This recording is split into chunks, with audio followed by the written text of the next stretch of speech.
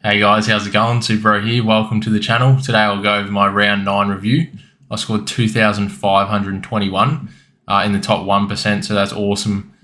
Sitting at season rank of 2,698.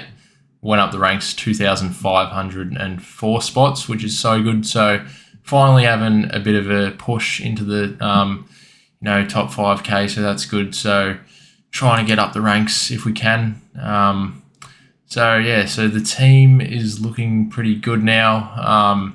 Had the VC on Ryan, so he came into my side, gave me a 111, which is pretty good considering how bad of a start he had to the game. Got a fair bit of scaling, so I can't complain there. Didn't take the VC score.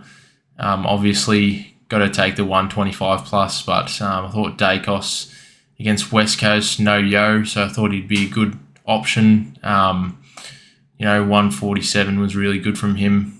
But yeah, he struggles to actually get past the 150s for some reason. I've noticed. He's always scoring just underneath 150, which is a bit odd. Never really goes past it. I think he's actually gone past it actually. Against Adelaide, yeah. So this week he could be a VC option, I would say. Yeah, so he plays really good against Adelaide, so that's his favourite team. We'll put the VC on, just flip these two, which is pretty good. Nick Martin was a bit disappointing, got 83, so not the greatest stuff from him there, but it was a winning game. Probably should have got scaled up a bit, but they've got a dream fixture coming up now with like North Richmond. Gold Coast aren't that bad anymore, but wait and see anyway. And then we've got Sheasel playing midfield now, so it's a bit of a stitch up really. He's got Essendon this week, so I wonder how he goes against them, but if he keeps scoring like this, he's going to drop a fair bit in cash, so got to get rid of him. But I think I'll just hold on to him. Can't afford to be trading out him yet. McGovern got 114, which is pretty good there, but it's a bit of a stitch up. He went down. I think he had like internal bleeding near his ribs or something like that. So we knew this was probably going to happen at some point in the year, but it's just a bit of a stitch up. Can't really do too much about it. Like he was on track for like a 140 score. Pretty annoying that he missed most of the fourth quarter there. So just going to have to wait and see how he goes, in terms of recovery. Hopefully it's like 2 weeks, but I'm not too sure about the internal bleeding injuries, like how long they take to recover. Like I kind of want to hold on to him. He's got a pretty good average now, 106, 107, so he's actually playing pretty well. So it's kind of sad if I have to get rid of him. I don't really want to, but I think I might have to do that. And then we'll have to just wait and see with the injury lists. But Whitfield, he got a bit of attention again, so only scored the 100 there, so that was a pretty good effort to score 100 and get some attention. So hopefully he doesn't get any attention this week against the Doggies, and actually have a breakout game for once, which will be nice. I wonder what his scoring is. Not too bad. That's interesting. And then we've held on to Howes here with a 54. I think I might have to hold him for another week, but he's got that 65 break even, so he's probably at his peak, ready to get traded out. Zach Reid might be a chance to play this week against the North. I think he was playing in the VFL, so something to keep in mind. And then Sarong's my M1 at the moment, which is awesome. 668k, which is nuts. 150. The man is just a beast. These guys at the start of the season were going off, and now they're climbing their way back up to the top, which is pretty funny. Who would have thought? And then, Bontempelli, if you don't have him, I'd be trying to get him in. Maybe you trade McGovern to Bontempelli if you have McGovern, but I probably am not too sure about what I'm going to do with him just yet. And Zach Butters was really good. He got 147, which was nuts. Thought he would get more of a tag from like Mullen and who else? Mark O'Connor. I thought they were going to double tag him, but I thought that I would just avoid the VC, but then the Power ended up winning. So it's a pretty good game to watch at the end. Not at the start as a Geelong supporter, but yeah, what can we do? Butters, he just looks like an absolute beast. So if he doesn't get tagged this week, he'll go nuts again. And then Walsh was pretty good with the 119. Sorry, Sydney, interesting matchup. Wonder how he'll go. Probably won't be VCing him. Hopefully he can give us a 120, and then we held on to Steele, so that was good. 122 looks good, looks ready to go off for the next couple of weeks. Hopefully got a nice fixture coming up, and then Tom Green played and gave us a 116 there, so that was nice as well. So pretty good stuff from Green. We've got to start looking at the buys though. So McKercher's got the same buy as Green there, so just have to be careful about planning the buy structure. Clossy went pretty well. Looks like he's got a green fixture there. Got the Cats though. Our midfield just hasn't been great, so I wonder if he goes well again. He might. And Rogers we didn't field, so that was lucky. And then I thought I had a loophole going on here. I might have. I don't think I did actually. And then Garcia was alright, so a bit of cash gen still to make a bit of cash, so that's nice. Break even to 1, and Clark's still got a bit of cash to be made with the negative 16 break even. See if you can get past 200k. That'd be pretty nice, wouldn't it? Gawn was pretty average. Had the C on him last week, so didn't want to go near him. But he's got West Coast this week, so he could be another captain option against BJ Williams. How does he go against him? Oh, not the greatest scores, but I think, Nicky Day into Luke Ryan, pretty safe bet in my opinion. And then we had Luke Ryan, so Darcy wasn't playing, and he only got 89, which was pretty shit to be fair. Try and swing him back into the forward line this week. Hopefully Sweet is back, and we'll just field him at R2, which will be pretty grim. But yeah, we'll have to do that one. And then, Heaney, everyone's got him. 118 is crazy. And then Flanders has been great as well. What a pickup he is been for us. And then Reid I think he was spending more time on the wing for some reason, but I might be wrong there. But yeah, he's probably someone we might need to get rid of, but he does have that high ceiling. So, the 147 score. So pretty interesting stuff. Do we get rid of him? I don't know. I kind of have a gut feeling of holding him on for a bit longer, but I think I might have to just go early on him. It's not really going early on him. He's made a lot of money, so we'll just bank it in and get someone else. And Fife is another guy. I'd probably get rid of Fife before Reid at this point, just because he doesn't have the ceiling of Reid. So maybe we do that. But the fixture seems alright. And then Wilson's been great. So just another guy. You don't want to trade him out. It's like, who are we going to trade out this week? Everyone's still got such great break evens, and do we need to trade them out or hold on to them?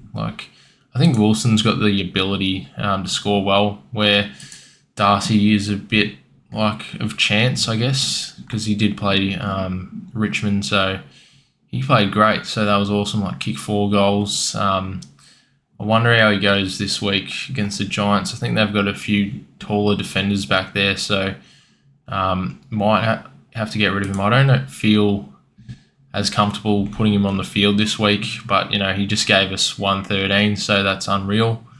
But yeah, Sydney probably won't be able to match up on him, so if you want to hold him for a couple of weeks, could be a good cash cow for another couple of weeks. And then brought in Jones. He wasn't the greatest. Still has a negative break even, so that's all good. And Livingston's our loophole. But yeah, so what am I going to do this week is an interesting question. We'll have a look at the other most traded out players, Fife and Reid, which is interesting. O'Sullivan is the rookie that you'd probably target. Not too sure about his job security though. But he's been playing great for the last 2 weeks. Hopefully he can stay on the side for a bit longer. Just have to have a look at the injury sheets and see what the go is with like Tom Mitchell and that. Maybe they get named and one of them gets dropped because, this other guy, Joe Richards, scored really well, 107. So who do we want in our side is the real question. So maybe we do want Zorko. He is 35, which is concerning, but he seems to just be like having a crackdown back. So, he's just taking all the kick-ins, just him. So, that's what it seems like anyway. And then Petrarca's another guy. I feel like you just have to get him in this week. He's dropped 112k, so why wouldn't you get him? But it's just a matter of having a look at the players. Like, I'm really just missing like Merritt and Rao, so I have 2 spots in the midfield. Who do I want to get? Let's just have a look. Merritt would be nice, but he's quite expensive. Got the 137 break even there, so I don't know if North will tag him or not, but it's a bit risky waiting on him. But I think I might do it just to see how he goes against North. A bit of a risk waiting for him. And then Matt Rao's another guy you might want to grab in a couple of weeks' time, 192 break even. I wonder if he would get the tag or not. Probably won't go near Treloar. I had him last year at the end of the year. He was pretty good, like he's pretty consistent, but just his history of injuries is a bit concerning for me. Dunkley wasn't the greatest. Does have Richmond though. Probably won't be paying up for him when Petrarca is that price. I think you would just much rather grab Petrarca. I think he's the best value pick this week. There is Fisher, but I'm not too sold on him just yet. I mean, he's had a couple good games, but I'd have to do more research into him. Haven't done too much research into him yet. Got the negative 16 break even. He could be a good scorer in the forward line if Sheasel's going to be playing in the midfield. So he'll be the main guy back there. So maybe we actually get him in for that price. I think it's not a bad week to bring him in. What could go wrong? There's not too much downside there in that pick at this point in time. But yeah, just who am I aiming to fill out the midfield with? I think definitely Petrarca. And then maybe I want to get like a Merritt or Rao. I think you'd rather have Merritt though. He's probably a fair chance to win the Brownlow at this point, like with the Bombers playing so well. So he could be a good pick up. He's just so expensive though. And then in the forward line, I've only really got the 2 primos here. Oh, we've got Jackson, so I'll bring him in. I think he'll be a keeper for me. What the hell? Glitched. Livingston's Jackson now. I think I better turn this extension off. But yeah, if you guys don't have the extension, I'd recommend getting it. Just footy scores, pretty nice. Get to see the fixtures, so kind of forget about the buys and stuff. But now you can see like pretty clearly when the buys are coming up for the players, so that's nice. Obviously, you can just check as well here. But yeah, I think at this point in time, I'm probably leaning towards going like for Petrarca. Just how I'm going to get to Petrarca is the real question. I just refresh it. Hopefully it's loaded properly. So Stewart's quite cheap as well. Maybe that's who I would trade McGovern to. But I'm just going to wait and see because he's got a pretty good average. So probably just wait and see how long he's out for. If he's out at all, maybe he comes back. But I think he's probably going to be out for like 2 weeks at least. So at that point, it's probably worth a trade if I'm going for rank, obviously.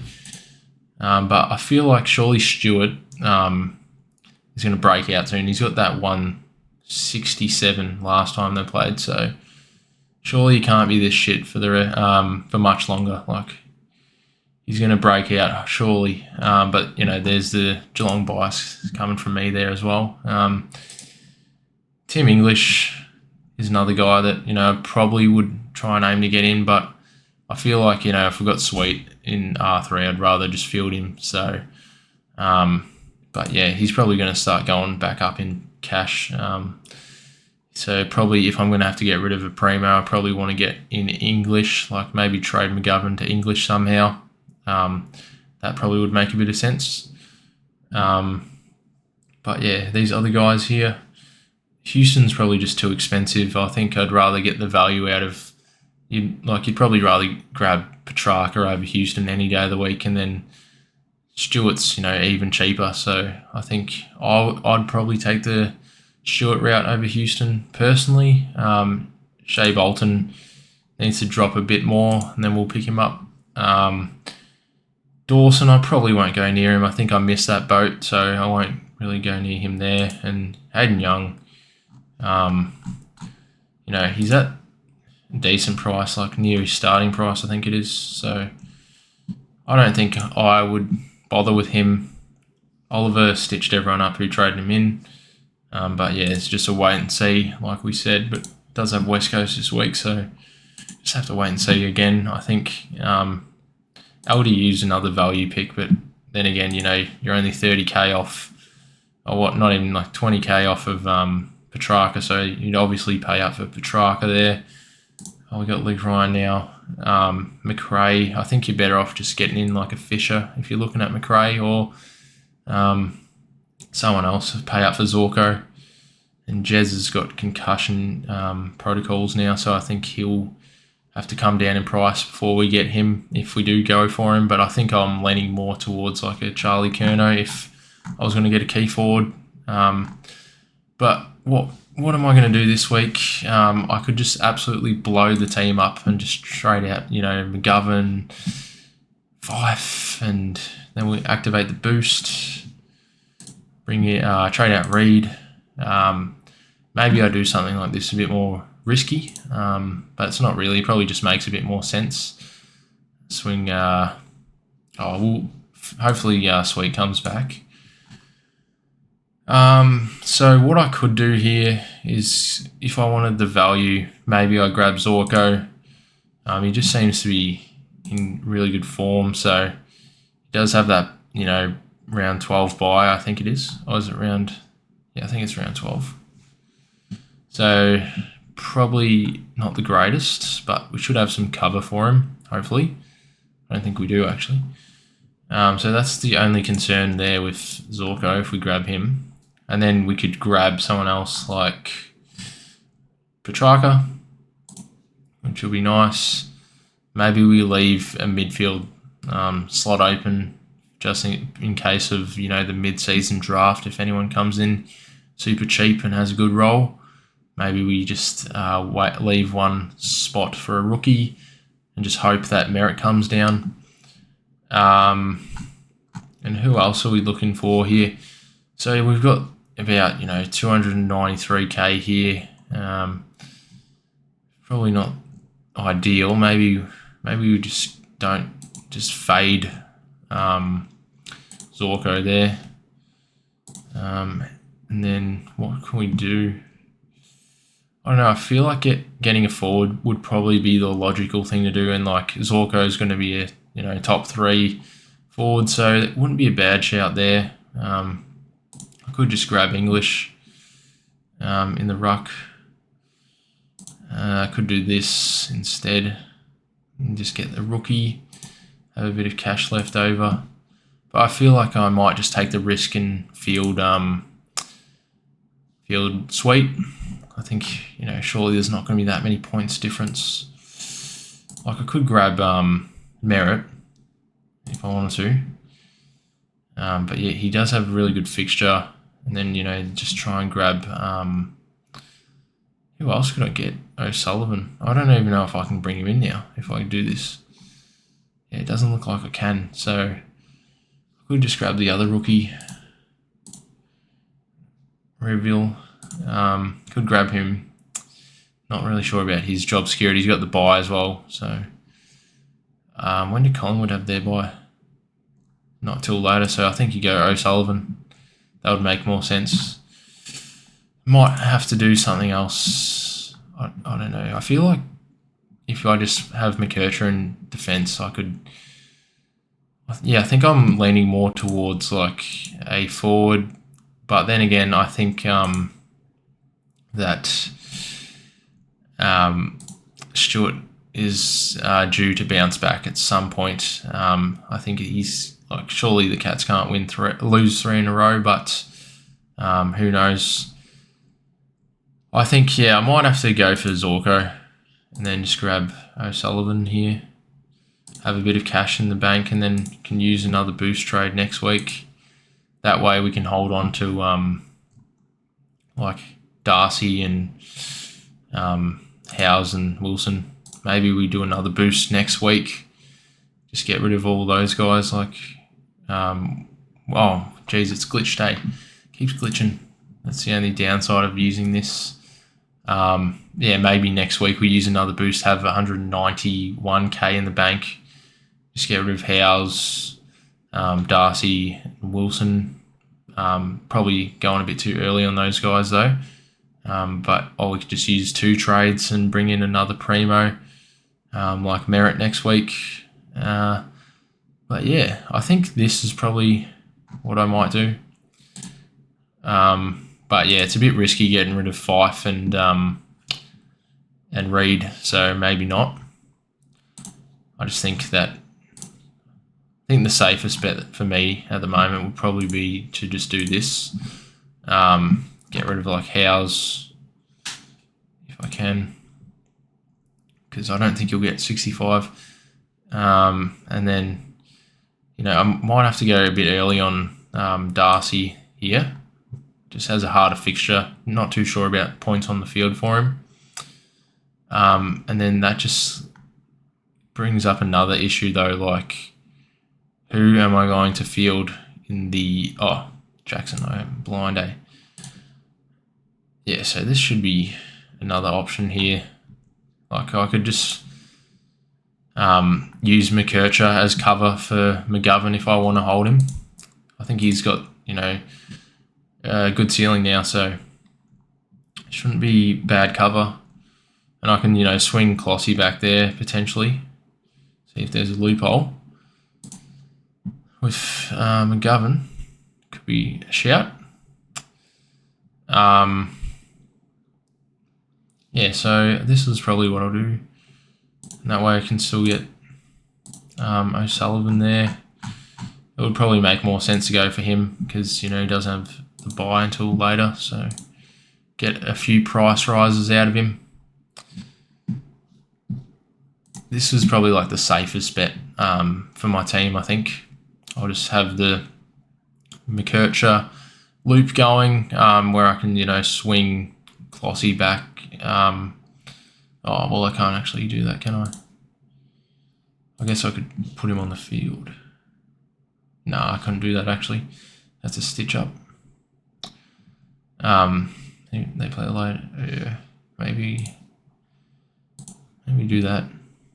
No, it keeps glitching, eh? I don't know. Who would I'd probably rather field McKercher maybe. Oh, I don't know. It's a bit of a hard decision there. It's a bit of a 50-50. Who do you field it? Would you field McKercher or Clossy? Probably McKercher. But yeah, we'll wait and see what has happened with McGovern before we trade him out. Otherwise, we might have to make a double upgrade. But I think I might do this. But yeah, it's like you want to hold on to Reed, but then again, you might as well just trade him out. He's made his money, so but he does have the high ceiling, so yeah, might have to do that. Yeah, I don't know. It's a bit of a weird one. I wonder what you guys are thinking. Let me know in the comments down below. And then I've just been going on for a bit, but yeah, like the forward line, I'm happy to field all these guys. I think most other coaches will probably field the same sort of players anyway, so shouldn't really lose too many points on the field. But now we've got Petrarca, so there's another primo off the list. But yeah, the forward line's a bit of a worry. Still got 3 forwards, but these guys can score 100. So, even Wilson can score 100 now. So not too bad. Like all the players on the field can go 100. So shouldn't be too risky. Even though we're a couple primos down, but I think next week we might. I think I might have to get rid of McGovern actually and just grab Zorko somehow. Swing him back there.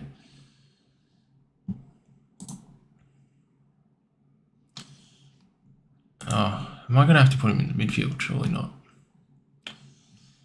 Yeah, I might have to actually do that.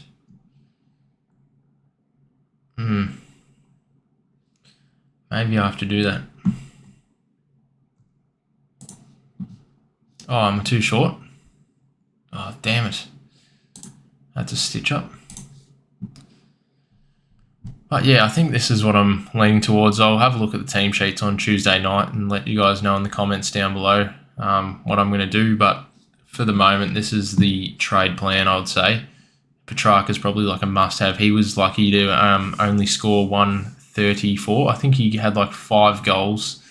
He should have got like 150 plus, I reckon.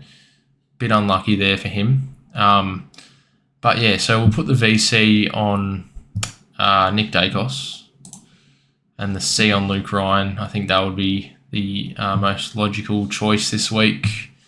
There's a few good option choices though, like who else? I think Butters, if he's not getting tagged, might go massive.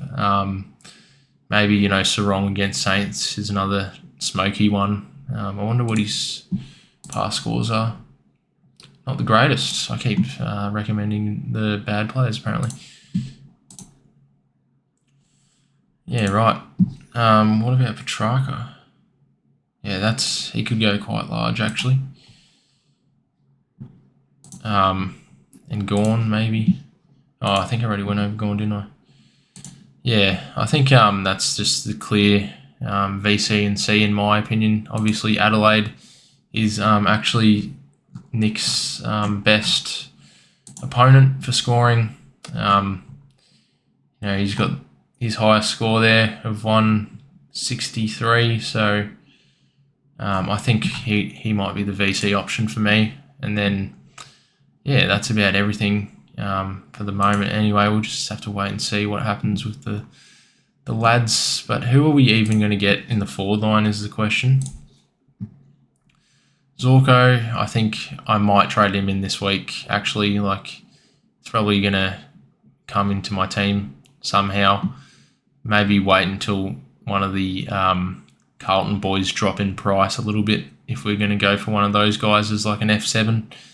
Dylan Moore's a bit too expensive now for me, so I'll probably give him a pass.